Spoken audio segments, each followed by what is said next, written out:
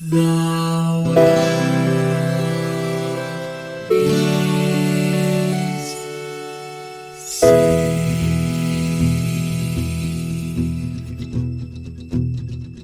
The living room's dark, save for light being cast from the big TV screen and the imminent sunrise that's teasing the one starry sky with whispers of morning. Hey, George. Hey, Lions, how goes it? It's going good, man. We made it. We did, 1 year. Man. Un año, man. Just one full, like one full Earth passing around the sun, man. Yes. Although all of our hard credibility has been undone by un año. Yeah, right. No, I don't know where that came from. My Spanish is remedial at best. Mistakes were made. Yeah. But this is exciting because we started our very first game. We technically launched with 2 games, but let's not nitpick. Our very first game we played for Nostalgia Goggles was Super Mario World, arguably one of the greatest Super Mario games ever made. Well, arguably, but I don't know who would argue against that. Like, I mean, it'd be one of those things where you could do it, but the moment that somebody said, yeah, I just didn't like Super Mario World too much, it's like, I don't think we're ever going to be close friends. Yeah, I'm pretty sure this conversation is over now and for all time.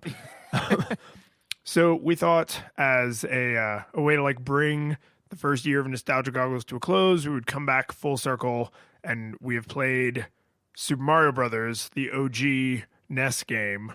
Yep. And it's almost kind of startling how similar they are. Like, and not in a bad way, but there's a formula there that they rock hard. Well, I mean, if it ain't broke, don't fix it. And I mean, I think that that's kind of one of the things that, not to reveal to our audience, in advance of the end of the episode, what we thought about this game that's critically acclaimed and has lasted through the ages. It's like somebody walking up to you being like, hey, physics professor, what do you think of math? It's like, oh, man, math. Me and math, we're like this. But that's what makes Super Mario World a good game and a good sequel, is that they didn't just go back and completely retool the entire game. They took all of the existing fun and mechanics and things that worked, and then they added more stuff onto it that wasn't just designed by accretion, where they just kept throwing new, like Pokemon's become, where now there's like shinies. I don't even know what, I mean, I know I just sound like old man George, but I don't even know what that is. No, it does crack me up when people talk about Pokemon, because that is the perfect example of a franchise that has had to continue to pile game mechanics on, right? Yep. And not to just stop what we're supposed to be talking about to crap all over Pokemon, but let me crap all over Pokemon. Every time a new Pokemon game comes out, the internet loses their freaking minds, and I'm like, oh man, I kind of, as a gamer, I feel a little bad that I missed the Pokemon craze. And then all you have to do is read one review or look at 2 paragraphs on GameFAQs.com. It's just I cannot jump into this part of it, right? And I'm not willing to go back to the Game Boy. I know I'm not willing to, because I tried. I couldn't finish it. So it's just that part of gaming and pop culture is just essentially cut off for me. And I'm okay with it because I have Super Mario Brothers. Is true. And that's the thing. And so, going back and playing this game, I think that the thing that I pulled from it, and we'll go into it in every section of the game, but to kind of lead into our critique, is the thing that I pulled from it is there are some things that this game does that other games have built upon and refined, but that they did where you're like, oh, this is kind of what started it, or what it started as, So it's kind of like seeing a perfect sphere now, but being like, oh, okay, so originally it was like a square, and then they cut a few more sides into it and cut a few more sides into it, and now it's a sphere. But to see the square, you're like, oh, okay, so this is what they started with, which I thought was pretty fascinating, pretty neat. I agree. And before we jump right into it, do you have specific Nostalgia Goggles for this? And the reason I ask is I think anyone who plays video games, or even is just aware of video game culture, Super Mario Brothers is so in your damn face all the time. It's woven into everything. They use the music and the sound effects in everything. If you've played any of the newer games, like Super Mario Odyssey has a ton of 2D throwback stuff. There's just like the Scott Pilgrim movie has a bunch of Super Mario sound effects. Like if you are aware at all that this game exists, it's hard to be away from it. So I'm just kind of curious, like, do you have specific memories of being a child and playing this that you can separate from just Super Mario Brothers as part of pop culture? Kind of. I mean, and this story is actually not so much about Super Mario or Super Mario Brothers, the game itself, playing it, but one of my literally. Movie? What? No. Is it about God, no. God, no. Just, I mean, do you kill yourself or do I kill myself? Like, because I don't think we can both exist anymore. I assume it's a murder-suicide. Yeah. No, which was because this was like, the game I got with my NES, right? This, although to be fair, I think I had this/Duck Hunt game. Oh yeah, I don't think that version of Super Mario Brothers was any different though, so I say it's the same. Yeah, I replaying it now, I couldn't tell you any differences, but what I do remember was my mom, bless her heart, desperately struggling with the hardware, trying to get it to plug into our big old TV. Because remember, it had those like, and you'd know what they are, but those old cables that like screwed into the back. Oh yeah, cable into that cable, so that you could have cable, but you had to make sure it was on like channel 3.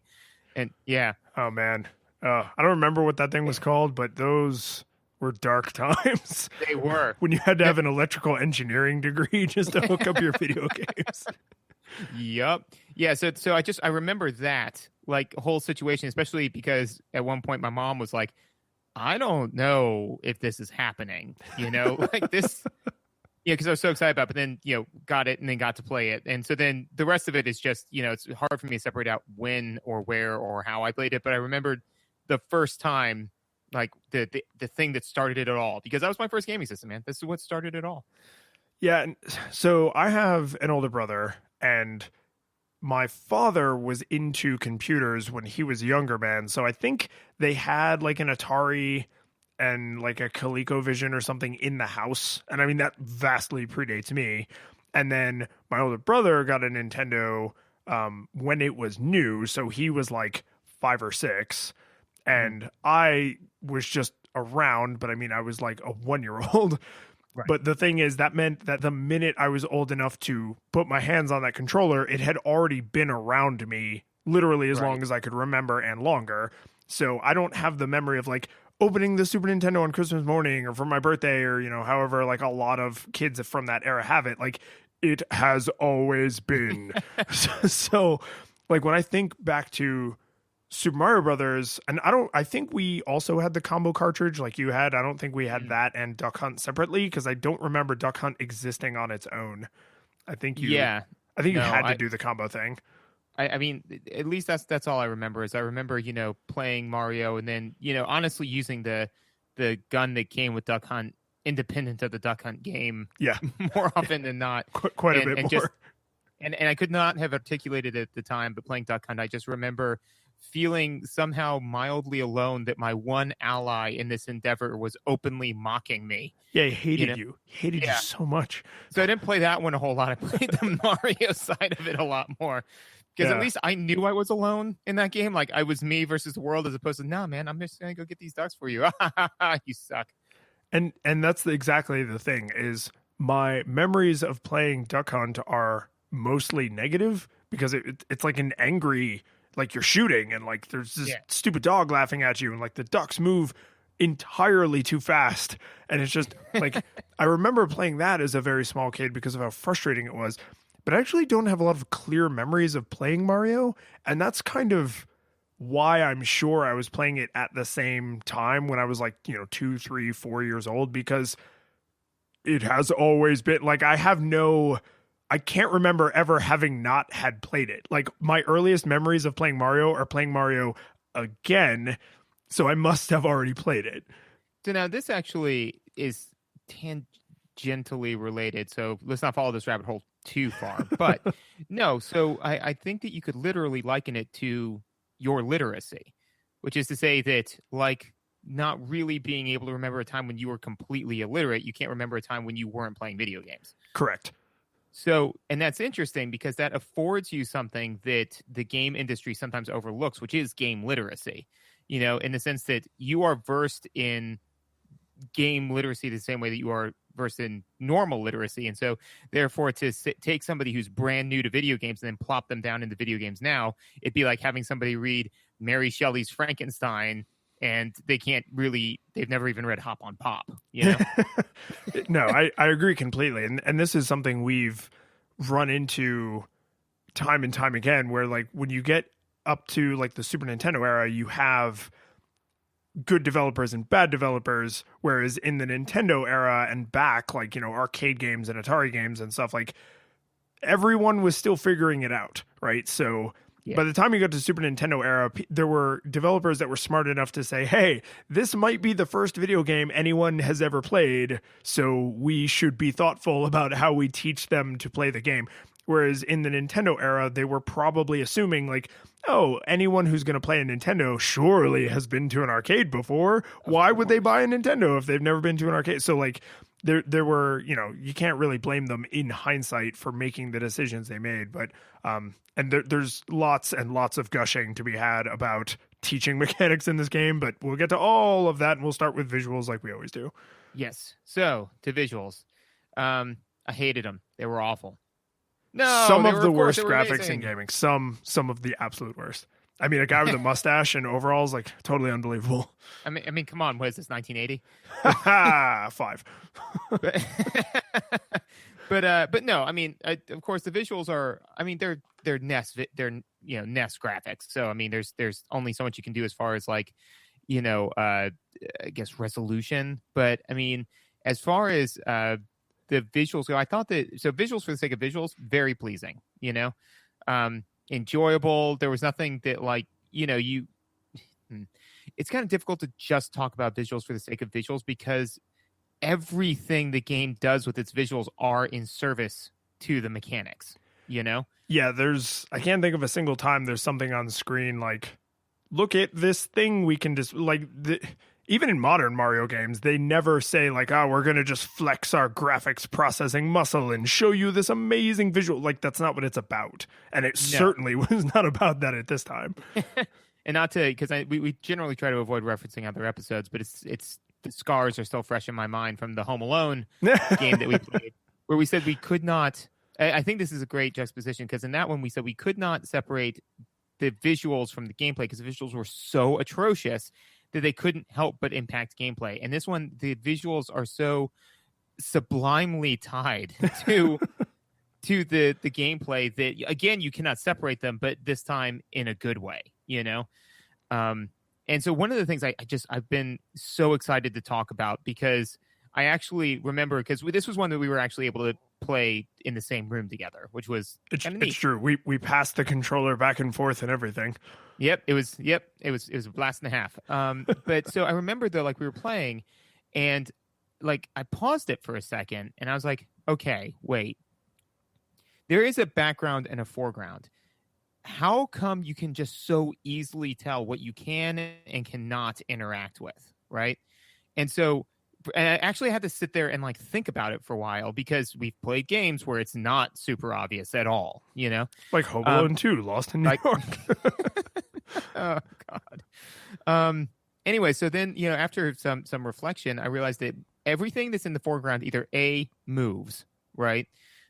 Nothing in the background moves, you know, or B, it actually has, so everything in the background is either one or two colors, right? Two on the absolute most. And those are like the hills where everything's a one flat color. And then there's like two dots of black to say like, hey, this is a tree, you know, like it's a hill, right? Everything in the foreground has generally at least two, but most of the time three colors to it. And the colors are interspersed in a much more detailed fashion. So your eyes naturally go to it. And there is just no question in your mind what is in the foreground is what is in the background, because there's just, even with this level of graphics, there's much more detail put into the things that are in the foreground that you can in fact interact with. And I think there's also, and I can't be 100% sure about this, but I think at most times, and certainly whenever possible, the background color choices are different colors than whatever's in the foreground, because like the ground is not green like the hills are green. The ground is usually bricks or stone, you know, like when you're underground. And when you're underground or underwater, there is no background. Like Right. and it's a much flatter seeming environment because of that. But when you're in like a normal above ground level, if there are things in the foreground, they're never that sky blue color. If there are things in the foreground, I think the bushes that are like up close to you are the pipe green, whereas the hills that are in the background, I think, are a darker green. And then there's the levels with like the black sky, which the only thing in the foreground that's black are bullet bills and the little Beetle Bailey guys, Which all move. So it's like super obvious that you can interact with them. So there's like 2 or 3. There's the level of detail, there's the color choice, and then movement, so that you never are confused. Like, is this a thing that if I collide with it, I'm either it's going to arrest my momentum, or I can stand on it, or it'll kill me, because it's super obvious that it's there with you. It is on your plane of existence, and everything else is, way, way, way off in the distance. Yes, absolutely. And I think that and now you mentioned it, I think that all of the only, like you said, all of the black backgrounds are a single color and flat, except for the overworld, in which case the bricks are always like, brown, a little bit more detailed, like everything, which is interesting now that I'm thinking about it, because like even when the overworld turns white, right, in world 5 dash whatever, right, like where it's theoretically like a snow world, I guess, or whatever that was supposed to represent. Yeah, I actually have no idea what that's implying. Me either. But they changed the background to black. Yes, they did. Because the foreground was a little bit flatter, because they didn't, I guess, and it may just be that they just did not have as many whites to work with. I think there are shades of gray, but the shades of gray, by definition, they can't pop the way contrasting colors would pop, because the brownish red bricks against a blue sky is going to pop way more than gray does against anything. Right, because it's gray. Yeah. I mean, unless you had 50 shades of it, it just isn't going to pop out. Nope. So another thing, just while we're talking about colors specifically, is there was something that was bugging me, and I didn't think to articulate this while we were playing together, but I was like transcribing my notes from my chicken scratch onto our Google Doc, and I was like, there's just something about the color that's been bothering me. Oh, wait. The original Super Mario Brothers is like the only Mario Brothers game that is pre-Crayola crayon colors, because when they brought Super Mario Brothers 2 to the US, and it was actually Doki Doki Panic was like super bright colors. And then Super Mario 3 is a stage play, so it's super bright colors. And then Super Mario World is like supercharged super bright colors. Like it's really turned up to 11, and it's been that way ever since. And I know they could have chosen brighter colors when they made the original Super Mario Brothers, so I don't think it was necessarily a limitation. I think they either hadn't decided to make everything candy coated, or they, by the standards of the time, maybe those colors were candy coated, and then later they had to ratchet it up. But I was like, everything is so pretty and everything is really clear, and I'm really able to determine what it is I'm supposed to be doing and what I have to worry about and what I can ignore.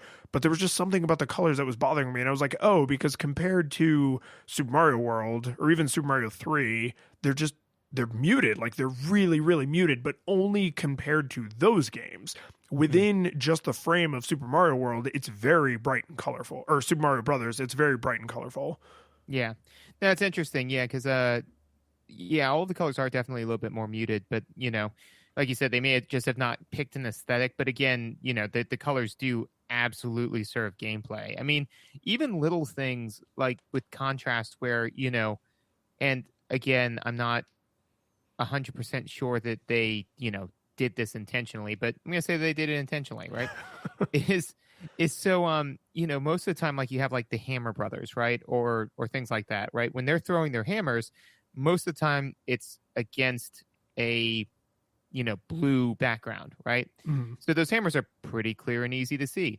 And then like when they're not, when they're up against like a black background, they turn like gray. So they are actually a little bit harder to see. That doesn't happen until way later, Right. And so, I think in World 8, you also see them in front of like the brick background, like the castle bricks, not the ground bricks. which is like the middle step, right? Like, oh, Yeah. here they're a little bit harder to see, and then later they're going to be almost impossible to see. Right, but by then you're familiar with the arc and all that sort of stuff. So it's and again it's teaching. It's teaching you through the visuals. It's teaching you. That's all this game does is teach. And so when you die, it's your fault. I also just loved we've spoken about this in a number of different games where like there's good palette swapping and bad palette swapping, and so this game is a mechanics driven game. I mean, like the story is, like rescue princess, defeat Bowser. Like if the entirety of the plot can be summed up in one sentence, it's not a story driven game, know? So like when so basically when they're coming up with visuals and all sorts of stuff, and it's common knowledge that this game like really pushed the wrapper for what they could actually put in the game to where they were like cutting bizarre corners that you don't even notice, but if they're cutting those corners, they weren't doing it for funsies. They were doing it because this game was as full as it could possibly be. So when they do these palette swaps, they did it in a way where the world really does feel different. But again, it is just a palette swap. Like the one where you go, like I said, it's like I think it's World 5, where like everything's gray and against a black background, you're like, oh my gosh, it's weird and new and different. Even though it's like, no, it's all the same assets. They just changed the color of them. But then they also, because of where they put it and the fact that it is mechanically very much more difficult, it really does sell that the world is like, this is a colder, darker, worse world, I mean, even just I don't know, level World 6, maybe, like where it's basically all the same foreground assets, but a black background.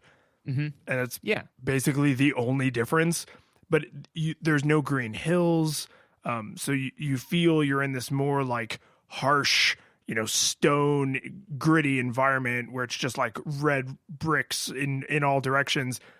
But that's all you've been staring at. Like it's the same friggin' thing you've been seeing, the entire game. It's just that because it's in contrast to the blue background, you're like, oh man, things have gotten very, very real. It's like if we just took level 1 and gave it a black background, you'd be feeling the same way. But that's what's impressive about it. That's what's clever is they trained you on friendly blue skies.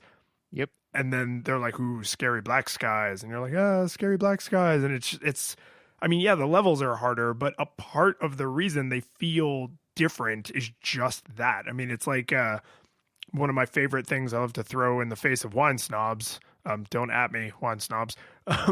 Is they've done a couple studies where they just like put red food coloring into white wine, and all of a sudden it tastes totally different. And it's like, no, you actually just had 2 glasses of the exact same white wine.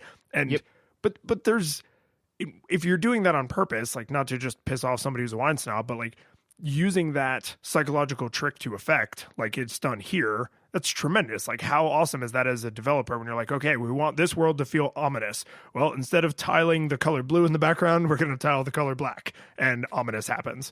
Incentivize that employee. Yeah. No, absolutely. And again, like you said, the fact that they did it later on, like if they started with the super ominous one, if they flipped them, it would have been like, why are things getting less real? You're actually running from, like, Bowser has won and you are fleeing the Mushroom Kingdom. So the further you get, yeah, it's Braid. The further you get, like the nicer the sky is, everything's fine. Well, and so with all of that, and also to touch on that though, just imagine, and listeners, close your eyes, especially if you're driving. But no, just imagine how much more flat and uninteresting the game would see if they didn't do that. Oh, definitely.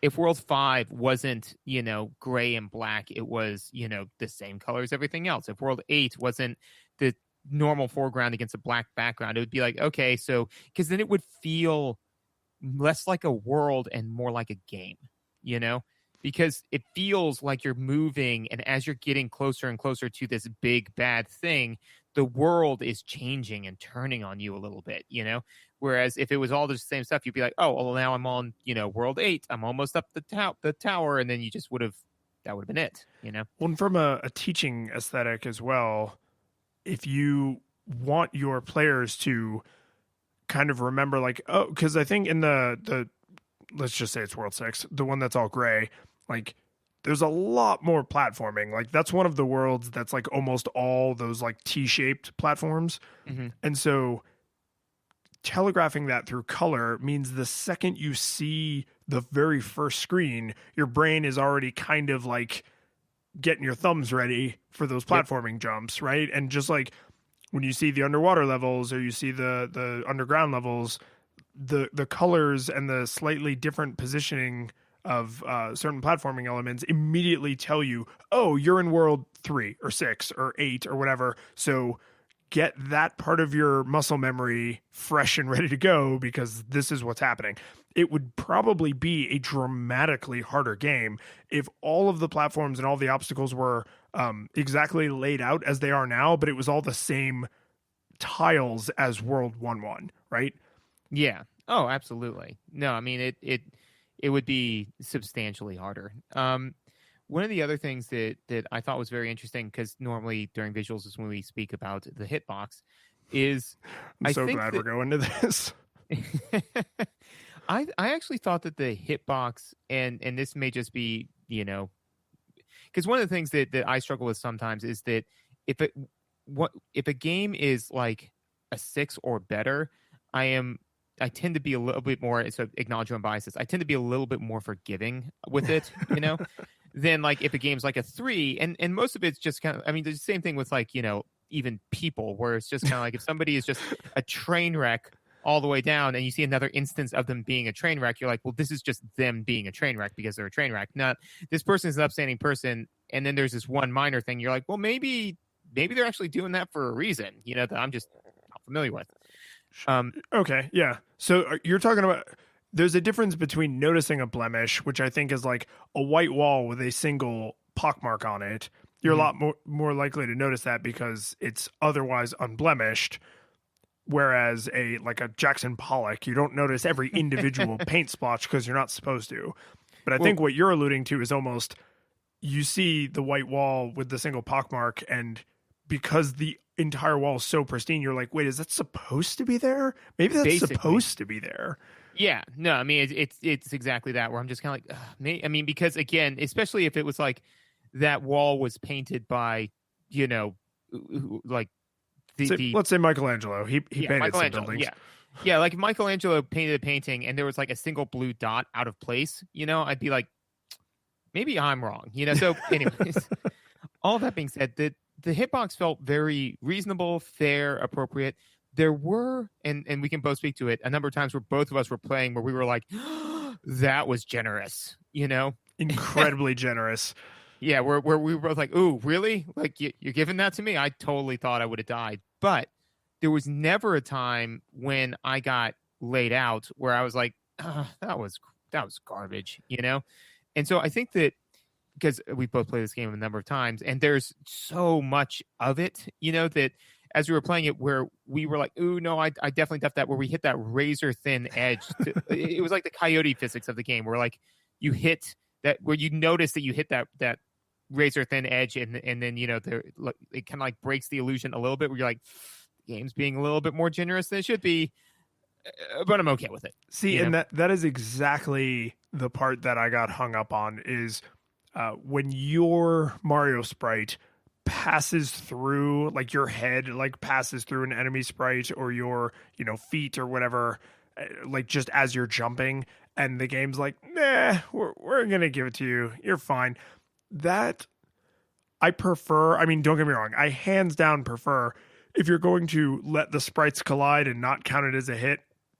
I'm like, okay, like, thank you for letting me focus on enjoying it as opposed to punishing me for 2 pixels overlapping. That being said, I wish there was a way to not even let me know that happened, because it does, as you said, break the immersion just a little bit when it's like, yeah, that squid thing definitely passed right through my face. So unless it's some kind of like ethereal squid, I don't know why it passed right through my face.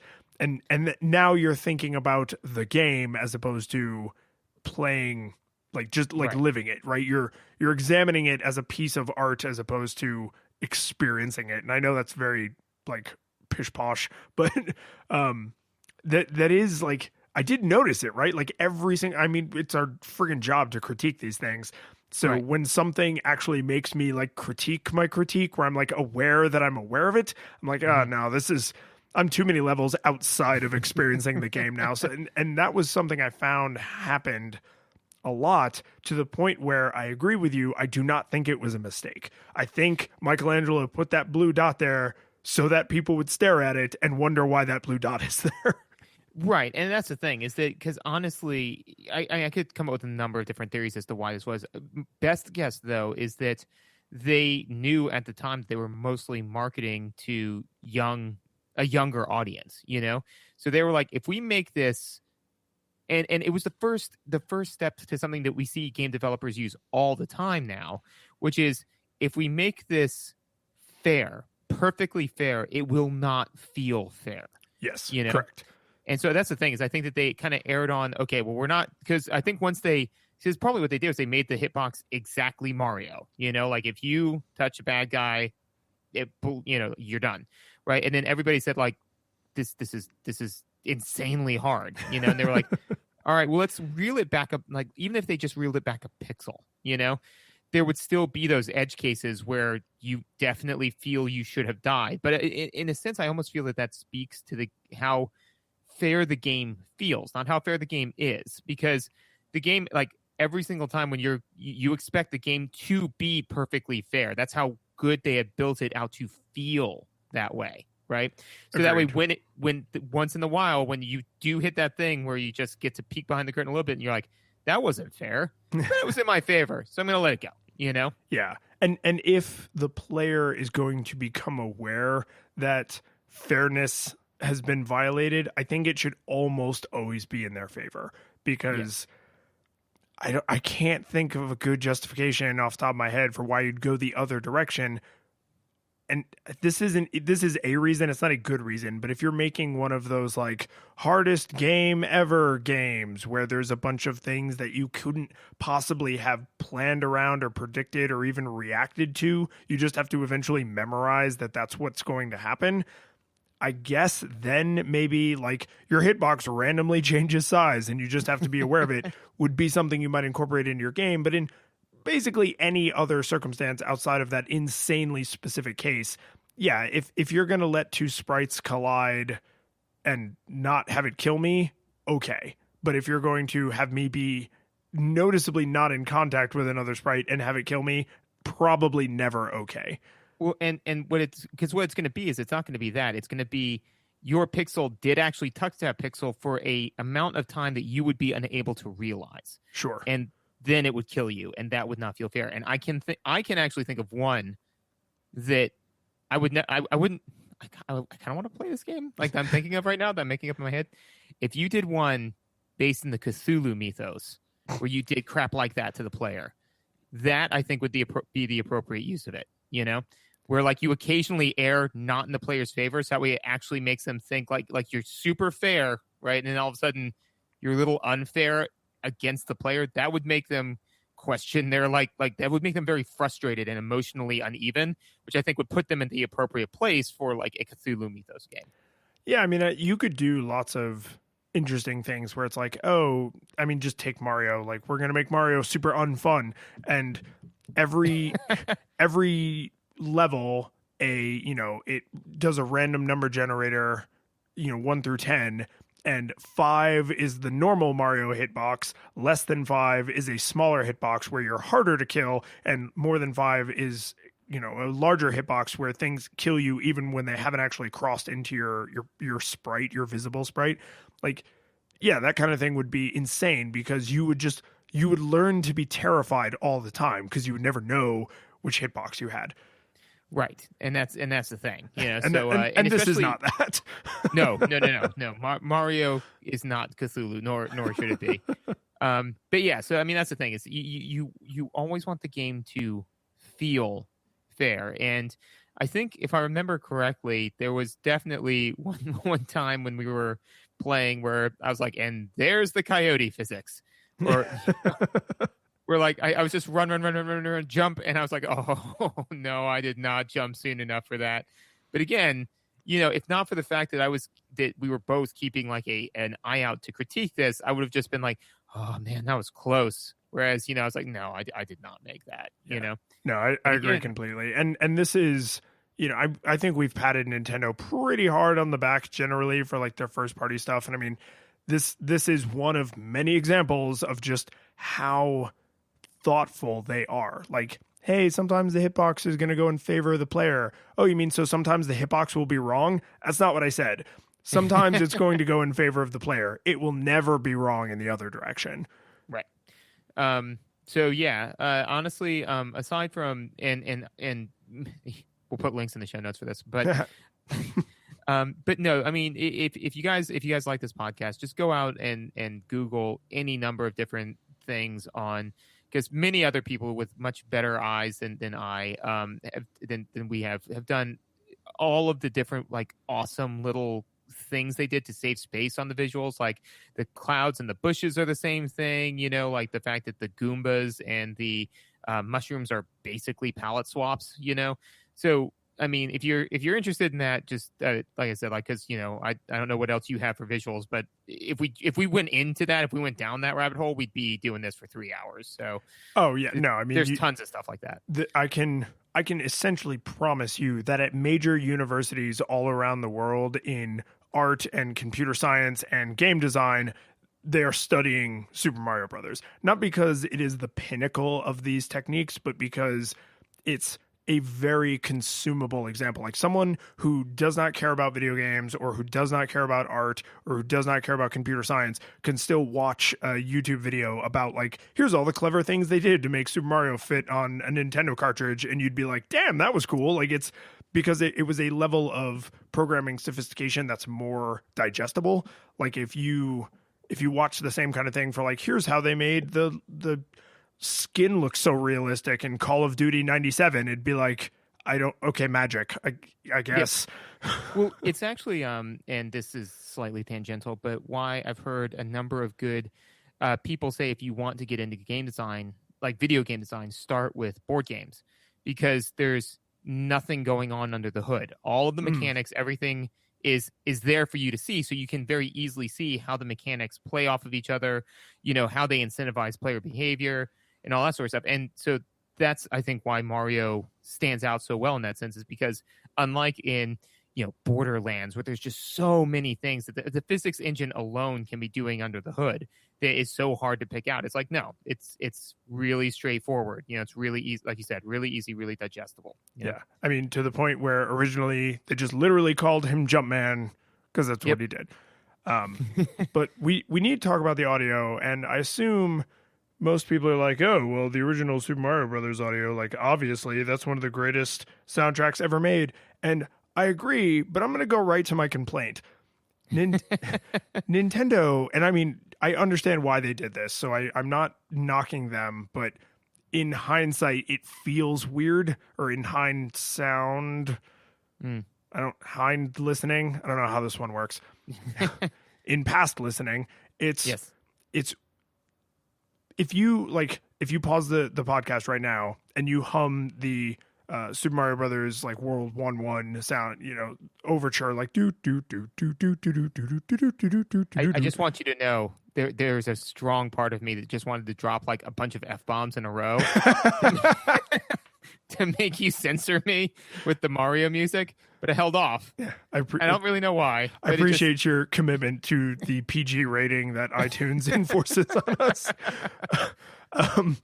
But yeah, if you imagine that song in your head, I guarantee you the vast majority of the time you have heard that song in this game, that is not what you were hearing, because Nintendo historically, like over their entire lifespan, has never been known for pushing the limits of graphics technology. They have always had beautiful looking games, but it was never cutting edge, except maybe in the like Nintendo era.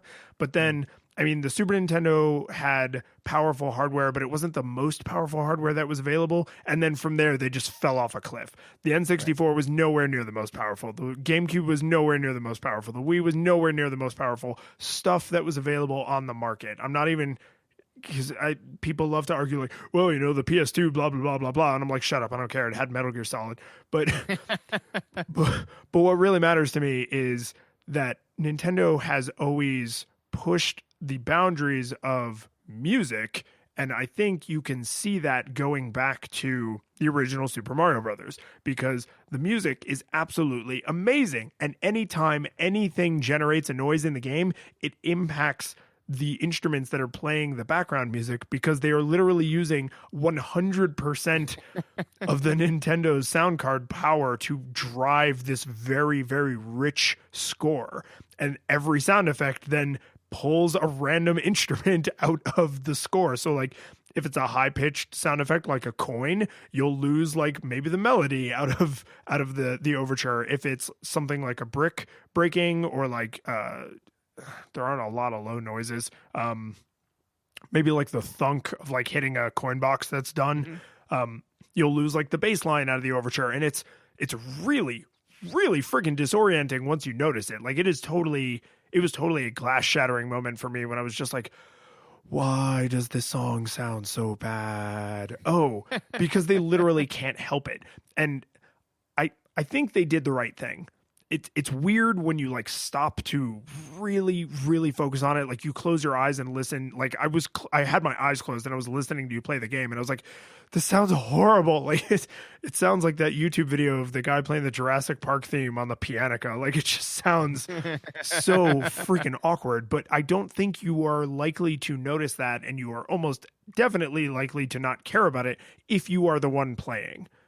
Yes, I agree with that, because I didn't notice it. But no, I think that I agree with that because, excuse me, when you hit those things, when you interact with the environment in that fashion, right, you are actually focused on the sound effect happening, right? Totally. So when you're collecting coins, you're just like, your brain says like, I'm collecting coins. And so it doesn't even like pay attention to the fact that some of the music's dropped out, because your brain is actually honing in on the mechanics based sound effect, right?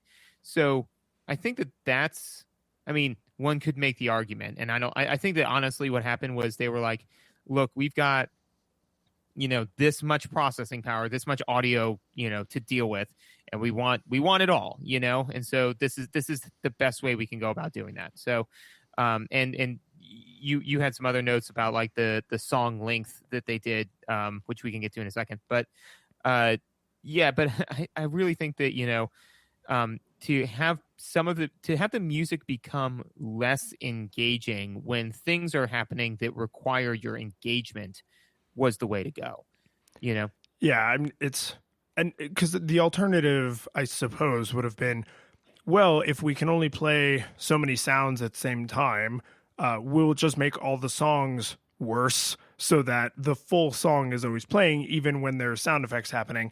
And that would be a tragedy. Like this is some of the most influential, I'm not even going to say best, but it is no question some of the most influential video game music ever written. So to say like, what would the world be like if they had skimped on it? It's like, I don't know. what would the world be like if the sky wasn't blue? Like just smash cuts to like this like shelled out post-apocalypse. It's like if only Mario had the appropriate sound. And actually, I would liken it to, somebody saying like, here's the thing, man. Every night when you go home and eat, right, you are going to have a 5-course dinner, except for when they feed you at work. Then you got to go home and eat whatever you packed for lunch, right? But when that doesn't happen, beautiful dinner, or you just get kind of mediocre dinner all the time. It's like, well, I'd much rather have the amazing music playing whenever there's not something else that needs to be pulling my attention than having mediocre music playing throughout, And this is why I say that most players are not likely to even notice that this is happening because of exactly what you said. Like when there's a sound effect that's interfering with the music, the thing I care about is the sound effect.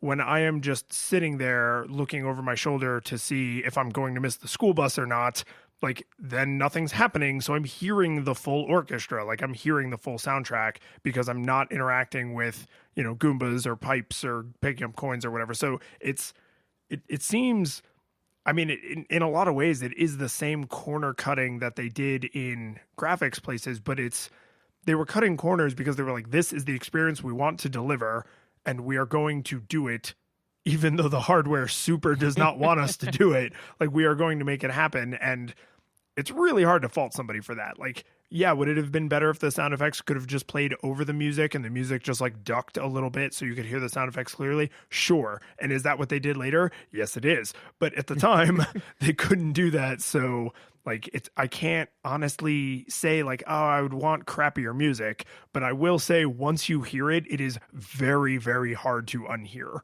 That's like bad kerning. Like once you see it, once somebody teaches you to point out, you hate that person a little bit for pointing it out to you.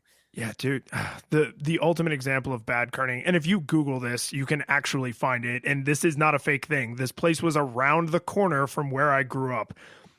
There was a video rental chain that had like, I don't know, 5 or 6 locations, and it was called Megaflix. And all the letters were very like 80s rounded, like laser letters, like pew pew letters, Megaflix. Well, when you put a rounded L and a sans serif I right next to each other with no space in between them, it really looks like a U. Nice. Yeah. So there was just like driving around my hometown, there were just these giant green neon signs. Yep. And I'm sure, as you got older, you just drove by and went, oh, yeah. No, I mean, the second you know what that word means, you cannot help but be like, those signs probably caused car accidents because people were laughing at them. But it's one of those things that your brain latches onto that. And once you see it, it never says Megaflix again. Not for all of time will that ever say Megaflix again.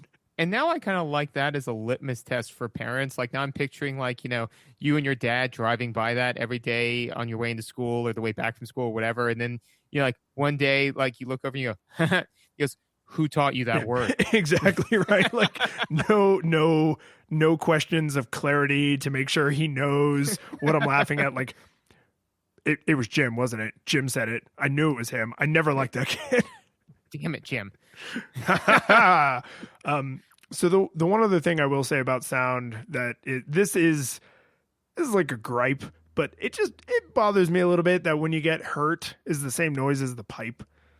Yeah, and we discussed that, and because then that caused me to say like, well, how many sound effects are there total in this game? And so then we went through it, and I think we managed to come up with about 7.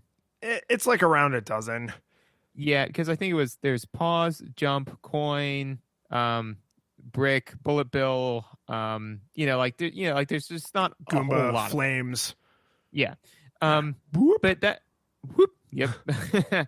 But all that being said, I agree with you that having anything that makes the same sound of you getting hit is not ideal.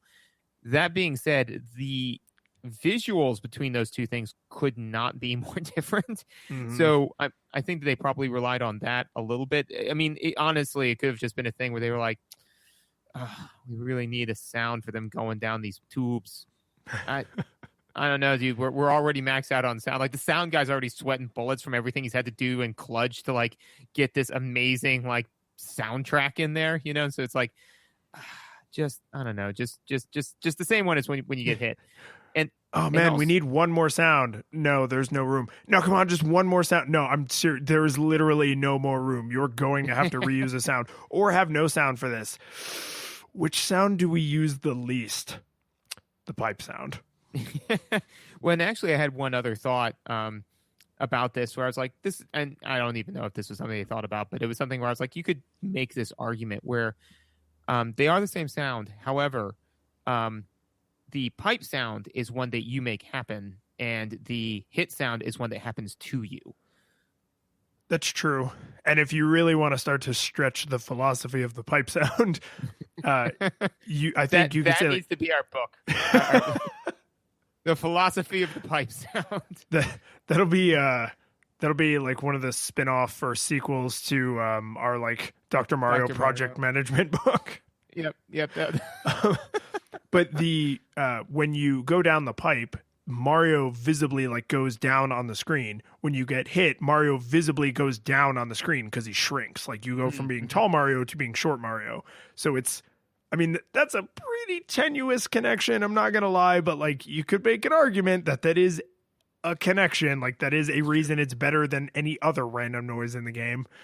That is true. And unless you have anything else for sound, I'll say that the fact that the game is so good that like these are like the downsides. Like, oh, you know, one of the downsides is that these two sound effects are the same. Like I would have prayed to any god that would have listened from some of the games that we've played to have that problem, you know? Like, no, agreed. And this is the thing, is like I'm not looking for things to complain about, Yeah. but I'm trying to be fair that if something stood out to me as like it irked me or just like rubbed me the wrong way, I'm like, well, I sure would have crapped all over Home Alone 2 Lost in New York for 90 minutes. So I should I should probably be honest about Super Mario Brothers. But I will say my last kind of thing with sound, and we've said this with a few other Nintendo games, is like, by which I mean like first party Nintendo games, not necessarily the Nintendo. It's just the sounds, like the crisp, man, like they're the classic. Like when you think of what it sounds like to pick up a coin, there's a really good chance you are imagining the original Super Mario Brothers sound, because it's changed a lot in the intervening 30 years, but less than you might think. Like the way Super Mario Brothers looks has changed orders of magnitude, but that coin sound somehow is almost the same as it ever was. It's just like, it's like crisp and nice, and like the fire sound when you're in like world 4 or level 4 of a world and Bowser's like shooting fire at you, like it's that like rumbly, like kind of crackling fire noise. Like the sound effects are just like they're good, like they feel good. Even the like the mushroom, and it like the, you know, I'm not even gonna try and impersonate the it 'cause I'll just growing noise. yeah, the blah blah blah blah blah blah. Yeah, It's yeah, no, that beautiful. it was perfect. But that's it's good. Like it's just really good. And that's another sound effect that I think anytime they make a new Mario game, they probably have like almost like a style guide. Like if you're going to make a new version of that sound, like for this new hardware, it still needs to invoke this exact same feeling. It probably has to be certain notes. It probably has to, you know, play in like a certain frequency range. Like it's just, oh man, it's good. Like it's good. Yeah. No, and I agree. I think that honestly, like if I picked up a penny off the ground and went ding like that, and somebody said like, "Why'd you make that sound?" It's like, because that's the sound that it makes. Like, you know, it's not, you know, like, oh, because it sounds good, oh, because it reminds me of Super Mario. It's like, no, that is the sound that coins make when you pick them up. Like it is 65 degrees outside, and that is the sound that coins make when you pick them up. Like it is just a fact. You know? No, I'm with you. And that's kind of my feelings on the sounds in general. It's just like, and the music, it's I know you have your horrible troglodyte ears, and I'm infinitely sorry, but no one short of someone who was born deaf could not enjoy this score and these sound effects. Like they're just, I've said it before, they're charming. They're charming. Yeah. And more importantly, is they certainly hold up. Like even with like an 8-bit system. Whoa, you know, whoa, man! Don't. People have been on the edge of their seats. Don't. I know, right? Don't give it Yeah. away. I didn't say it all held up. I said just the sound did. Okay, that's fair. I mean, clearly from our discussion of the visuals just terrible. yeah, Awful. no, yeah. There's a lot of it was very two-sided story back there in visuals. And- But let's talk about controls and mechanics. So, okay. So literally the first note I have for controls and mechanics is everything you need is in level 1-1. Oh, Everything you need to... I'll do you one better. Everything you need is in the I set the controller down to take a sip of my Coca-Cola and it started playing. But you go and we'll see if we both have the full set of rules. Yeah, no, I mean, and I didn't enumerate all of the rules or anything. And I do agree that it's all there in the I set my controller down. The reason why I think it's important... The reason why I think it's important that it's all there for you, the player, is because, one, you can't rely on the player to walk away and have it all there, you know?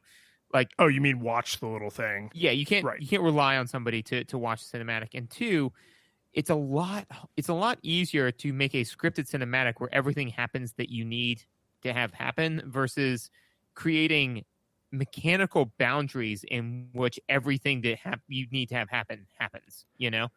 Agreed. And to be fair, the designers obviously also agree with you, because the scripted cinematic is just like the first 200 feet of World 1-1. So it's not like they show you this dainty practice space in which to learn the game mechanics that you, the player, never get to live in. That is exactly what the first thing you do is this perfect dainty practice space. Yes, absolutely. And again, if we talked about all of the little nuances that they do to not only make sure that you get all this information, but to force you without feeling like they're forcing you to get all this information, this would be 50 years long, right? That being said, I would like to recommend if you go, and we've mentioned them before, the guys who do Extra Credits are awesome, amazing, and very, very good at what they do. And they actually did a video on Design Club on like the first minute of this game, and it was just world shattering, the amount of like thought and effort they put into it. But just to gloss over it in a neophyte way, they show you the power up system. They show you, like what you can and can't interact with. They show you going down pipes. They show you jumping. More importantly, they show you the fact that when you jump and hold the jump button, you jump higher than if you just tap the jump button, which is not necessarily an intuitive mechanic, because they put things in your way where you have to learn that. Like it's a gating mechanic, right? And also they show you that if you run first and then press and hold the jump button, you jump even higher. All of that, everything you need to know to clear every other level is in World 1-1, which is the tutorial stage, and then the other awesome thing that they do is that if you've played the tutorial stage, you don't need the tutorial stage. Like a third of the way through it, there's a pipe that gets you past it lets you cheat past it. It just gives you a bunch of coins and then puts you at the end of the tutorial stage, which you don't feel like you're hitting skip tutorial, right? You can't do it like in many modern games. You could just hit skip tutorial, and the people who skip the tutorial are the people that normally need it the most, right? Yep. You have to have played the tutorial enough times to have dinked around with it to find this secret, right? So they know you've played the tutorial and well enough to get the secret. It's like the thing of, if you know enough about the game to question it, then you know enough to do it right, kind of a thing, right? It's that, it's brilliant. And so, yeah, the fact that they've managed to cram everything that you need to know in the first minute or so of gameplay, so that way they can then further increase, your skill and ability as you continue to play. It's just, it's mind blowing and fantastic. Yeah, I mean, Nintendo gets unbelievable praise heaped on them for how good they are at teaching through gameplay. And it's really hard to question that any of it is undeserved. Like, Apple is the quintessential, like, fanboy example. Like, oh, if you want to name a company that gets unlimited praise, even though there are times they have hardcore screwed up, Apple's a great example of that. They deserve the vast majority of the praise they get, but when they screw up, somehow nobody ever seems to remember it, and they still go on to make more money than anyone else has ever made, and it's kind of weird.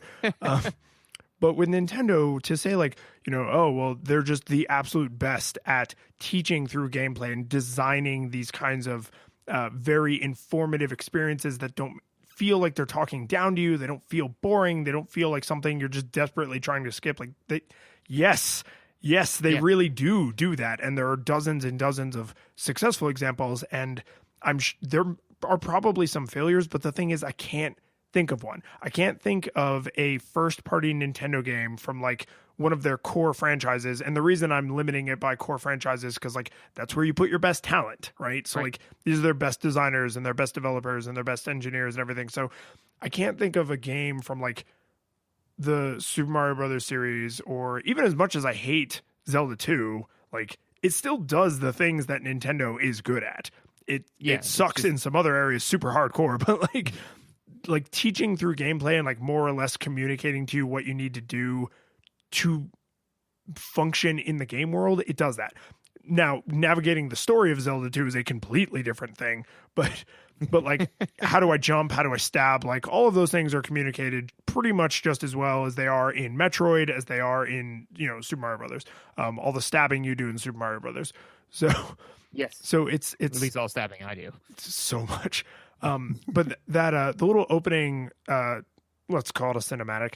But the thing I like about that is there are like two mechanics that I think are not two significant mechanics that are not shown there. You don't see him go down the pipe, and you don't see him. What does he not do? He breaks a brick. He gets a mushroom. He kills an enemy. He gets hurt by an enemy, which makes him small again. So that teaches you like you can take more hits, and then he dies when he's small. So it's like, but when you're small, you die. I guess you don't see like the fire flower or the star or swimming, but like by the time you get to those things, you know what to do. You know what to try. Well, because they built up a good base, because because then like they're like I said, like we said, like in the first minute or so, they teach you all that you need to know about like the physics of the world that you're in, and now they're going to teach you nuanced things like how to drive a car, like how to apply for a job, like these other mechanics they can put on, because it's not they're doing a good job with the amount of like mental space that you the player have to put at this task, so they're saying like, okay, the first minute or so they're going to be taking in everything, so we need to make it very, very easy for them to learn this stuff. So then now that you've got how the world works, they dump you in water and they say like, okay, and then for the first little bit of a water world, like it's just basically you swimming. There's no enemies, there's a couple of coins to there's ground as opposed to a bottomless death pit. Right. So it just gives you time to, kind of play around in a safe space. And then like, okay, now we're going to throw an enemy at you.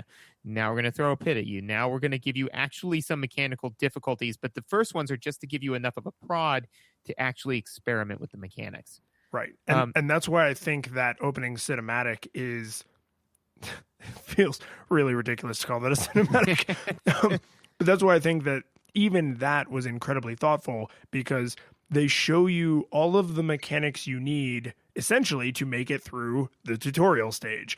And if you can make it to the end of World 1-1, you now know enough about how the world of Super Mario Brothers works to figure out how it is to swim and what the superstar does and how the fire flower works. Even though they didn't show you those things, and even though you may not have even gotten them in the tutorial stage, you now have all of the tools to dissect new things when they arrive. Because they could have absolutely shoved all that crap into World 1-1, or they could have had an opening cinematic tutorial thingy that's a fake level that you never get to play in, where he gets a superstar and he does this and he goes underwater and he goes...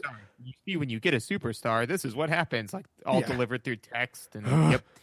Yeah, and they didn't do that, and more importantly, they didn't do that because they knew they wouldn't have to. Right. And also, so like you said, at the end of World 1-1, the player has all the tools that they need in order to continue to combat the game, to play the game, right? And most importantly is the developer knows you have all of those tools. And that is equally important, is because the developer now says, like, I know that these things.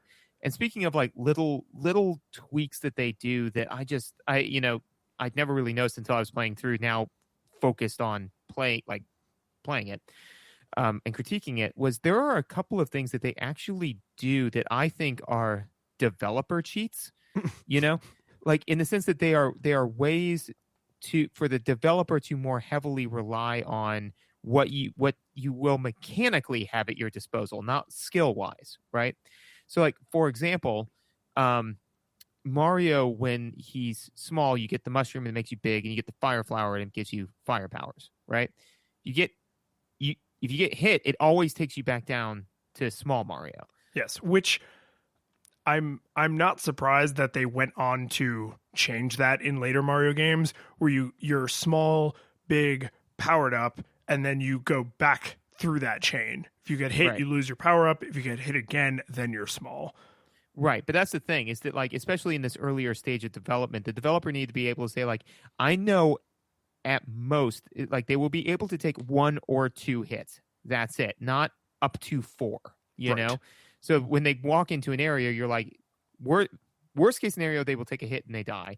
Best case scenario, they will take a hit, continue on invincible for a couple seconds, and then if they take another hit, they die. But that's something, that kind of discrete amount of information is much easier to program around than like saying, oh, well, they've got like, they could have anywhere between 10 and 89 hit points.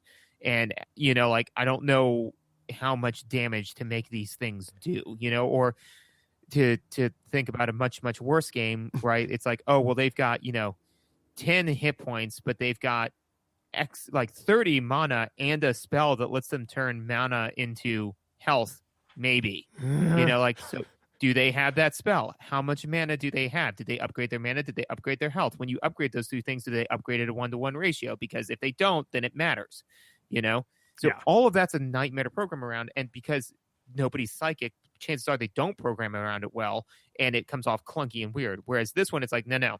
You can always, at the most, take 2 hits. And later on, they put in some power-ups that you can only get when you're small Mario. So that means that they're saying, like if you are, I will be confident as a developer with the tools I've given you that you will be big Mario. You will be able to take 2 hits at this point, because you either could take 2 hits and then couldn't get this power-up, or you couldn't take 2 hits, but then you could get to the power-up, so therefore you got it, and now you can take 2 hits, Yeah, and I think through that lens, you are absolutely right that this was not a mistake, and this was a specific choice, because there was an area, I don't remember what world it was in, but it doesn't really matter, but there was an area where there was a question mark block that had a fire flower in it, and there was an enemy right underneath it. And I was like, ooh, wait. Let him hit you so that you're small, then get the fire flower, because it's already on screen. It's already a fire flower. It can't just turn into a mushroom now, but when you touch it, it acts like a mushroom. Yeah, it does. And I remember, we were we were playing, and I said, I think I said, like, oh, when you get a fire flower and you're small, what happens? And Sue was in the room too, and I think, like, Sue said, like, oh, it turns you into Fire Mario. I'm like, yeah, I think that too. Does it though? And like all three of us we were were all on the side of fire, go straight to fire. Yeah, go straight to fire. And like all 3 of us were like, well, it's so rare that would happen too, because of exactly what you said. Is like you have to hit the block, then get small, then pick up the thing. But I was like, well, let's stress test this. And then we were all floored. We're like, really? But again, it's just kind of like the developers like, okay, no, you always go up by 1 level, because again, they need to rely on that. And so then the thing is, you want to develop for the player, not the developer. But that being said, you can't completely ignore the developer, because then they can't make a good puzzle, Like if I say, hey, man, I need you to make a puzzle that is maximized for the player, and you're like, I got it, man. What are some of the constraints I'm working on? Or, no constraints, because we want to maximize for everybody. So anyone between the age of 1 and 90 can play this game with any level of education that speaks any language. Go. And it's like, straight hallway. Straight hallway, walk from point A to point B. But yeah, so I mean, that's the thing. So you eventually have to give the developer some affordances, and I think that they did a really, really good job picking their battles in a way that it feels like. I remember as a kid, I never would have told you, like, oh, you see, they're like, realistically, I didn't have a choice here. No matter what, when I passed this point, I was going to be Big Mario. It wasn't until I was in my 30s and with a fair amount of video game knowledge and looking at this game, trying to critique it, that I was like, I see what you did there, sneaky. Well, and I think it's worth recognizing that the fact that a power-up always gives you 1 additional hit. So if you are small Mario and you get the mushroom, you can now get hit once before you die. And if you are small Mario and you get the fire flower, it only makes you Big Mario, but the important thing is that you can only get hit once before you die. If when you had the fire flower, you went to Big Mario, then to small Mario, you've widened the range of possible situations the player might be in, like how many hit points they have when they enter a given scenario. And the way they counterbalance that, instead of saying, okay, under no circumstances are we going to give you an additional hit point, so you don't get Fire Mario, then Big Mario, then small Mario, then dead, you just get tall and short dead, right? And the way they plan around that is having the fire flower power up. It does not make you all powerful. Like it allows you to defend yourself a little bit better. But I mean, even the fireballs themselves, like there can only be a couple on the screen at a time. They sort of bounce in an annoying way, and you have to like think about that when you aim them. Sometimes they just bounce right over an enemy, and you just totally miss, and you feel like an idiot. Yep. But if it also gave you an additional hit point, you would makes some of those challenges harder to account for players who showed up at that area with the additional hit point, which would make them disproportionately harder for people who only were small Mario when they got to that area. So I think balancing out the value of the Fire Flower with the fact that you don't get the additional hit point makes it's really solid. Like, it's really mechanically solid, and it allows them to build challenges that are, they know the two scenarios you're going to enter that room as. You're either small or big. If you're small, can you get a thing that makes you big, or maybe get through the challenge easier? And if you're big, is the challenge proportional for the fact that you can take one damages, to proceed through the encounter? So it's just, it's smart. It's really smart. Oh, yeah. No, it really is. And I mean, and also the fact that, and not to, and one of the reasons why I really wanted to talk a lot about this mechanic is because, I've listened to a lot of people who, we're not the first people to talk about Mario, right? Whoa. Yeah, I know. Mind blown, world over. So this is just something that I haven't heard a lot of people speak about too much, because I've seen a lot of videos on it. But so not only is it nice because the fact that, like, so if the Fire Flower gave you an extra hit point, that is widening the skill gap between a skilled and an unskilled player, and thus what challenges you can give them. Because if an unskilled player is walking in, they could be at 1/3 the advantage as far as just getting through the scenario versus like the most skilled player, right? Not only that though, but I realized as we were playing is that, let's take I'm blanking on the name, Arthur, Knights. It's an old NES game. Was it like Knights of the Round? No, you start off in your underwear, and then you can get like armor and then gold Ghost armor. and Goblins? Thank you. Yes. That was going to bother me if I could. Yes, I was like, super, super popular game, Ghosts and Goblins, right? Similar power-up system, right? In the sense that, like, you get a thing, can take more hits, right? Here's why I think that Mario is more elegant, right? Because that's all that the mushroom really does theoretically on a top-level glance, right? Is it gives you an additional hit point, right? Being smaller is advantageous, though. It makes you harder to hit. Yes. So it's actually not unlike Ghosts and Goblins, where it's like there is no disadvantage to having the armor. It just gives you an extra hit point, right? With this one, having that extra hit point is good. It means you can take a hit, right? So that is definitely a good thing. However, it makes you more likely to take that hit. Yeah, like, which again, twice as likely, because you're like literally twice the size. Exactly. So so again, it just keeps drawing the gap between a skilled player and unskilled player tighter and tighter, which makes it easier and easier to develop for, which I think is just because I remember there were a couple of times I think both of us at one point, because we played through a couple of times. I think the first time we played through, we just said, how fast can we beat the game? And so we warped to level 4 and then warped to level 8, which, by the way, we got to talk about basically what it equips to a level select screen. Yeah. Right. But then I remember for one of our playthroughs, we both went through small like 80% of the time. And there were a couple times where I was just like flying through there, and I was just kind of like, oh man, like where I missed somebody by that hair of a pixel. And I was like, if I was big, that would have knocked me down. Yep. And so it's just, it's brilliant the way that they do that. But yeah. So do you want to talk about the level select screen? So I want to talk about that, and I want to talk about what is essentially a New Game Plus, because this is like one of my beefs with the video game industry. But let's talk about the level select screen first. Yeah. So yeah, basically the level select, the way they do the level select screen, the level select in this is brilliant, right? Because in any other game, right, they might say like, well, once you beat it, you can just pick whatever level you want to play as, and passwords or whatever. Right. But this one, instead, they said, no. First, you always have to play level 1-1, but you can skip 80% of it, right? And then in level 2-1, you can skip 90% of that by getting... 1-2. Yeah, sorry, level 1-2.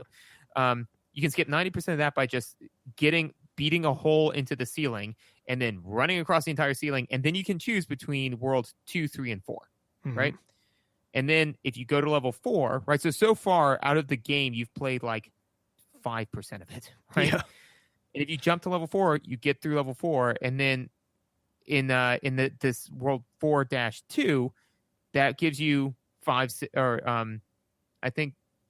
it gives you the rest of them, right? It gives you Yeah, Uh, there's one warp that you can warp yourself into a corner where you can't jump to the end from there. But then that's what it is. there's the other Sorry, one no, that's like 5 or 6, 7, 8 or it's 6, 7, and 8 because that's the yeah. thing is if you do the exact same thing that you did in World 1, 2, it will give you level 5. If you do the but if you get to the other secret, right, Mm-hmm. then it gives you 6, 7, and 8. Right. Those are all of the levels. All you have to have done is played them well enough to have earned the ability to bamf around wherever you want, right? So once you, the player, figure out the mechanical password to unlock the level select screen, it's unlocked to you forever. I didn't have to like go through, play another password, look them up online, anything like that. Like the passwords are in my head because they're mechanics based, not like just like administrative based. And it's good. It's good. Yeah, I like that, and I like that it was very. When I say New Game Plus, I'm being pretty generous, but it was very typical of Nintendo era games, and Ghost and Goblins is actually a good example because Ghost and Goblins was like, hey, you beat the game, beat it again. and like that's what you actually have to do to get like the proper ending. Mhm. Whereas in Super Mario Brothers, you get to 8-4 and you kill Bowser. It's actually Bowser this time, and then you get to the princess instead of a toad flicking you off, and you say like, "Hey, princess, I'm here to save you," and she's like, "Cool. I have another thing I want you to do." It's a lot. It's a lot like the first thing, but different in like just a couple of ways.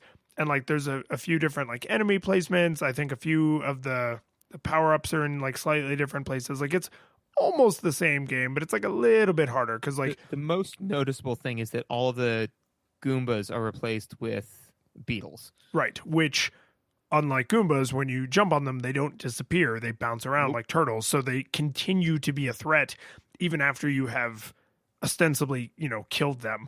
They Right. they can still kill you back.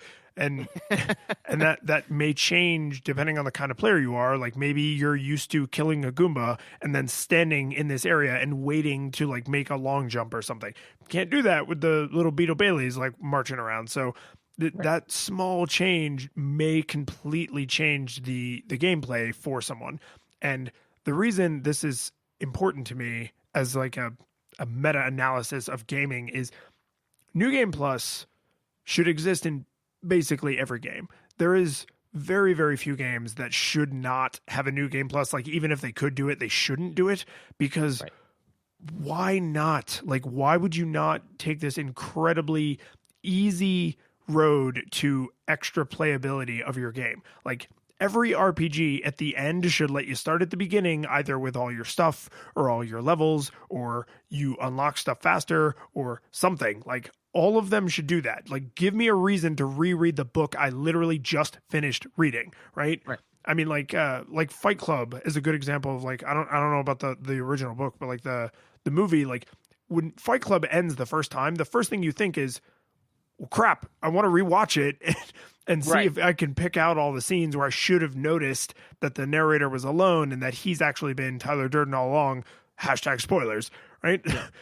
So if you can bake that into your game where literally the first thing the princess does is say, that was neat, do it again. And you're like, oh man, like what? Because she calls it a new quest. Like we give you a new quest, and you only have to walk 6 feet in World 1-1 before you see that the Goomba has been replaced by Beetle Bailey, and you're like, stuff is different. Like now I want to play through the rest of the game and see what else is different. Like are other things different? Is it just this? How big of an impact is this going to have? Like it's I don't know how difficult it is programmatically. My gut instinct is it's not overwhelmingly difficult, and the return on investment seems super high. Well, especially with like, the Mario with this one in particular is it was just basically, like you said, it's all of the levels were exactly the same, right? So basically all they had to do on the first broad sweep was just, like make all enemy A into enemy B. Okay.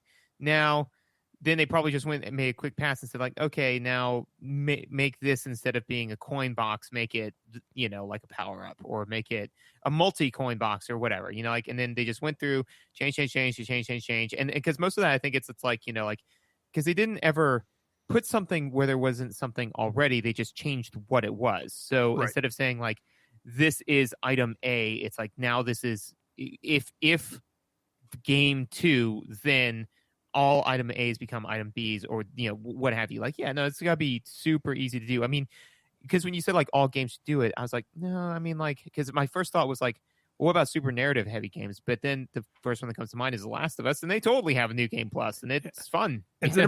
Yeah, and granted, programmatically, the new game plus in Last of Us is probably not that much more difficult, but it is more difficult to plan around because the new game plus in Last of Us is specifically built into the balancing, because you cannot, no matter how hard you play, you cannot become the maximally powered up Joel in one playthrough. It takes at least, I think, 2, maybe even 3 if you want to power up all the weapons all the way.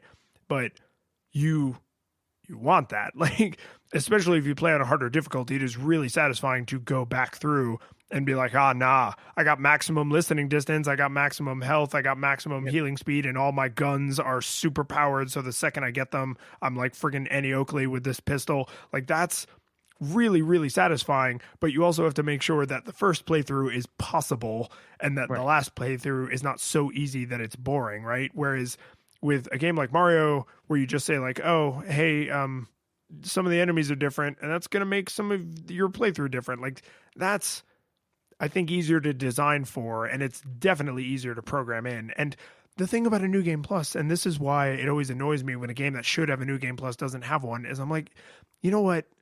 How bad could your new game plus possibly have been that it was better to leave it out? Because if you don't like the new game plus as a player, or you just never even know that it's there, is the game fine? Is the new game fine? Because I can ignore the plus, or I might never even discover it. But to just say like, yeah, we could have let you start over with all your levels and items, but, you know, we didn't. I'm like, oh, okay. I mean, like, literally, even if like the new game plus is just, like you said, you start over with all of your levels and items, and you're basically a god, and you one hit kill everything. You're like, yeah, it'll be fun, you know? Like, I mean, to be fair, you may not play through the whole 80-hour RPG. You may play for only 5, but that's 5 more hours than you got otherwise. And honestly, when Peach was like, yo, new game plus, I was like, yeah, let's do this thing. And I think we played it for a while, and then I think we both said like, we need to stop and go like hard reset and play the original again, because we were writing down too many notes based off of what is essentially not the core game, right? You know, and so that's how playable and enjoyable it is. But I don't know what else you got for controls. The controls obviously. I mean, the controls are just, they're super tight. I mean, I don't know what else you'd say to that. Like, they're super responsive. They work really well. They let you do the adjusting your jump in midair, as all non-horror platformers should. You know, I mean, the controls are just, they're good. I don't know really what else there is to say about that. No, I mean, again, master's class, but I think, you know, we've arrived at, does it hold up? And like so many incredibly positive game experiences, we obviously have been, you know, gushing about it for over an hour, but I think the significant thing about this question with a game of this type is not like, oh, is it as good as you remember? Why, yes, I enjoyed it quite a bit. Har, har, har is, and we've talked about this a couple other times, but this game, among some of the train wrecks we've played, I think this puts a very fine point on, when you look at a game like Call of Duty 87, or even friggin' Super Mario Odyssey, like the newest Super Mario, is like, it's 3D. There's crap going on. You got a hat that eats people's brains. Like, it's way more complicated. But I would confidently go to someone who has average or better, like, fine motor skills, like their thumbs work, and say to them like, hey, it's 2017. You would still probably enjoy Super Mario Brothers, even if you're not a gamer, because it's fun even today. And all of the stuff that makes it a classic, the reason it's, you know, you can pick up the mechanics, the reason the visuals are so iconic, the reason the music is so iconic, all of that stuff has stayed true. So not only would I be confident recommending this to someone who played it as a kid, I'd be confident recommending this to someone who does not play video games. Well, and I think that you hit it very, very aptly right there, which is that, and to bring the episode back to the beginning, which will just tickle me a little bit, is that this is a great game to increase game literacy. Which is to say that, like, if somebody, like you said, if somebody's never ever played any video games before, you don't want to start them off on Call of Duty or Assassin's Creed. I mean, as much as you want to, because you want them to have those experiences, the same way I want somebody to read Mary Shelley's Frankenstein, it's not fair to start somebody who has never read before with a book of that caliber. You start them off with, some books that don't have nearly as much going on because they can't handle that, right? So this game, like you said, it's super, the mechanics are super easy to come across, the visuals are super easy to digest, the sound is enjoyable and helps pull you into the experience and into the moment. This game and games like it are the ones where you say, start here. This is where your game literacy journey begins. And then play this one, play some other ones. And then once you've gotten some of that under your belt, now let's talk about some of these other masterpieces and masterworks, because you can see where they kind of came from. But you've built up the mechanics and skills to be literate in video games. So with all that being said, man, we had a good year. We brought it all together. And I swear to God, if you do not let me play Legend of Zelda, I will wreak a fiery vengeance upon this world. Next episode, Zelda 2 Revisited. Nope. That's it. I'm done. Nope. The curtain falls, the music plays, the credits roll, then it all fades to black, and you're left by yourself. The fanfare is gone, there's no player two there by your side to share victories won. But as you slowly progress down the hall to your bed, a few great events leak back into your head from the time that you spent traversing the land,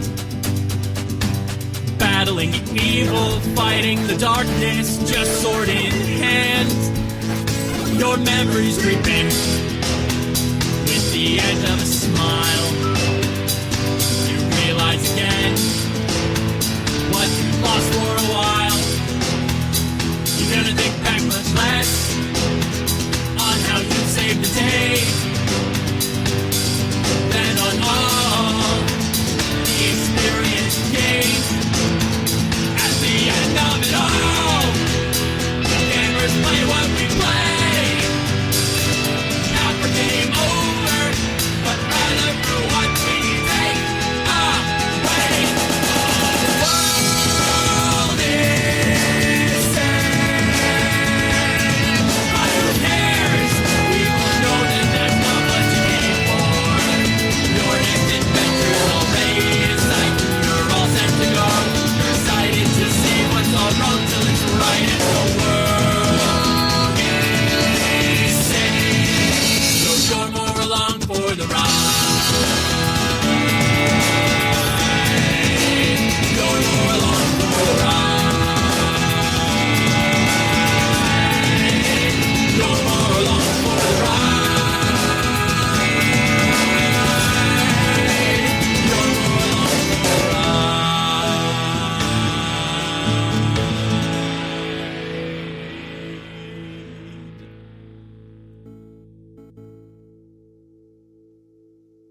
You're more along for the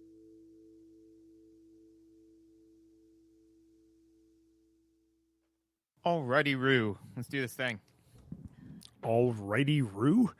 Yeah. Have I never said that in your presence before? You have. It's still weird.